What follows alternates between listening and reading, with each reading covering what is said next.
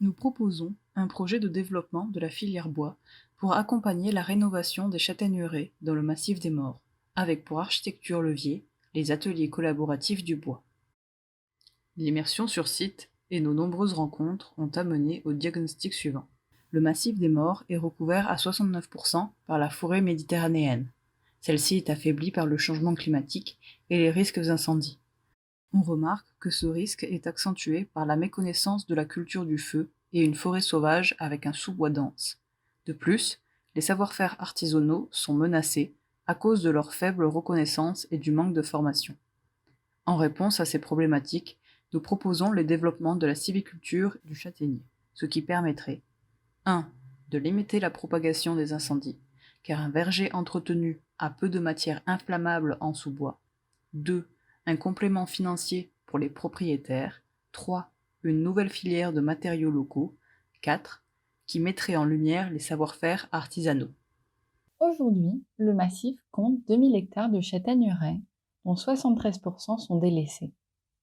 Les châtaigneraies souffrent de leur abandon durant la révolution industrielle et suite au changement des pratiques alimentaires, mais aussi des prédateurs et des maladies, auxquelles on ajoute ces dernières années des variations climatiques. Face à ce constat, les acteurs du territoire se mobilisent pour soutenir la filière fruits, historiquement présente.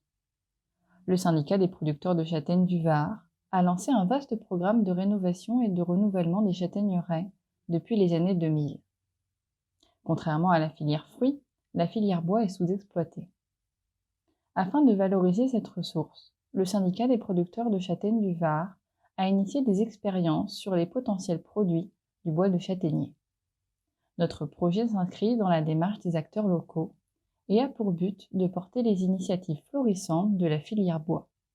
Afin de penser à l'avenir de la filière bois, il est important de comprendre le fonctionnement des châtaigneraies actuelles. Les châtaigneraies varoises sont exploitées comme des vergers à fruits. Deux arbres collaborent pour produire des châtaignes. 1. Le châtaignier greffé, qui donne le fruit, mais un bois médiocre. 2. Le châtaignier spontané, qui lui sert de pollinisateur et de porte-greffe. Ce dernier produit un bois de qualité pour l'artisanat. Il est imputrescible et repousse les insectes. Le projet prévoit, en complément de la filière fruits, de développer la production de bois. Nous proposons de valoriser le bois de châtaignier spontané grâce aux ateliers collaboratifs du bois qui regrouperont charpentiers, menuisiers, ébénistes, vanniers et fendeurs. Notre scénario propose d'entretenir les châtaigneraies du massif grâce à la valorisation de son bois par les artisans locaux. Pour cela, le scénario se développe en 2 temps. D'abord, diversifier les filières du châtaignier afin de financer les propriétaires pour qu'ils entretiennent la forêt jardinée. Parallèlement, l'accès à la ressource est simplifié, ce qui déverrouille la filière bois.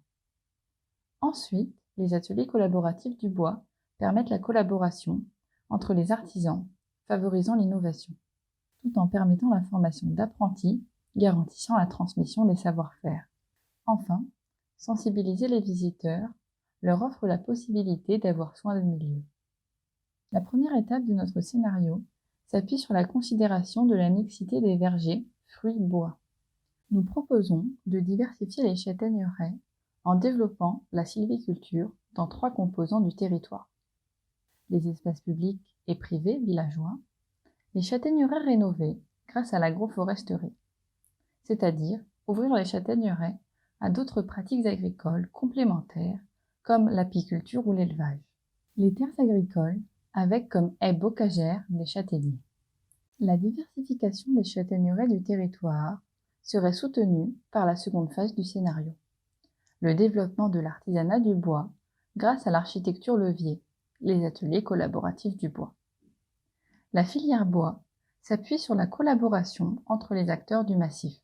Les propriétaires de châtaigniers, avec l'aide de forestiers, vendent leurs châtaigniers spontanés aux scieries des Arcs et de la Croix-Valmer, qui les découpent et les livrent aux ateliers collaboratifs du bois.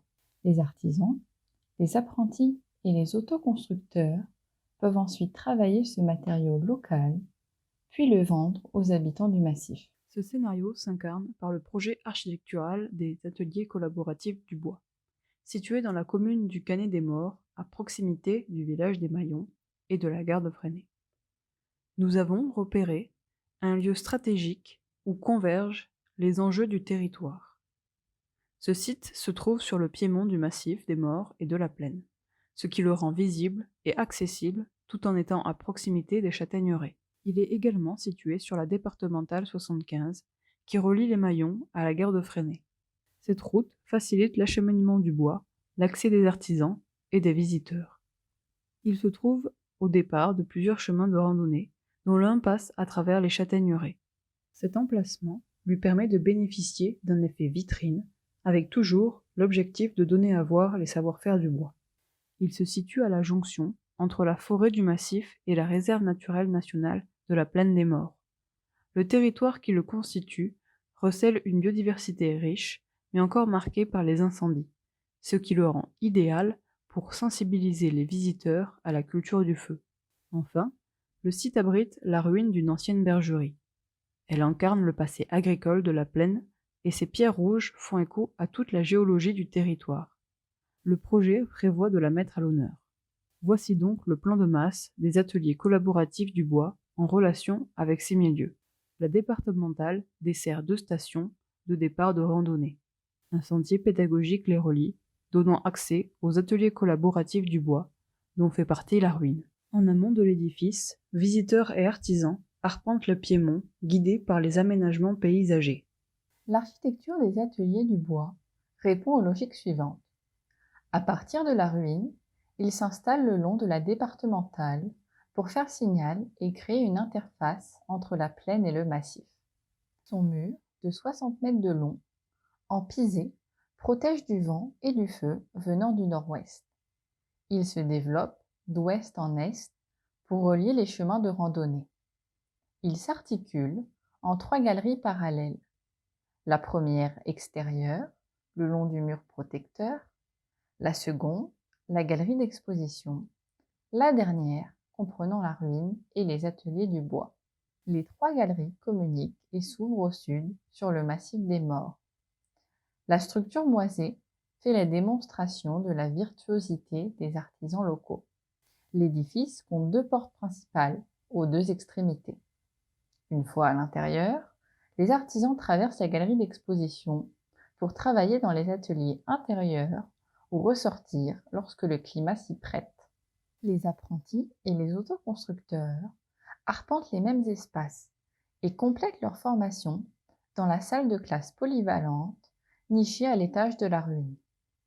Pour finir, les visiteurs arrivent comme les artisans des chemins de randonnée. Ils entrent ensuite dans l'espace d'accueil et de boutique, puis traversent l'exposition ou inversement.